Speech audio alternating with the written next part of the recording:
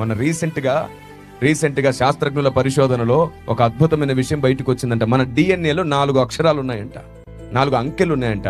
6, 5, 10, 5. ఏంటి అంకెలని చెప్పేసి వాళ్ళు ఆలోచించి ఈ అంకెలు దేనికి కనెక్ట్ అవుతున్నాయి, ఏ భాషకు కనెక్ట్ అవుతున్నాయి చూస్తే హెబ్రీ భాషలో ఈ పదాలను పక్కన పెట్టి చూస్తే వచ్చే పేరేంటో తెలుసా? యెహోవా అనే పేరు వస్తుందంట. అంటే ప్రతి వ్యక్తి పైన దేవుడు తన ముద్ర వేసుకున్నాడు, వీళ్ళు నేను సృష్టించుకున్న ప్రజలు అని చెప్పడానికి.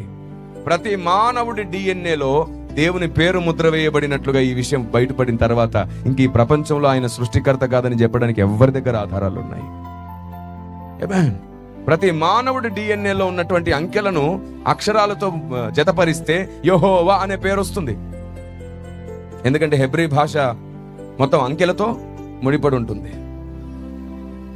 ప్రతి వ్యక్తి పైన ఆయన ముద్ర. అందుకే నా పేరు పెట్టబడిన నా జనులు, దేవునికి స్తోత్రం కలుగును గాక. కాబట్టి చివరికి మానవ శరీరము కూడా మాట్లాడుతుంది ఆయనే దేవుడు అని చెప్పడానికి.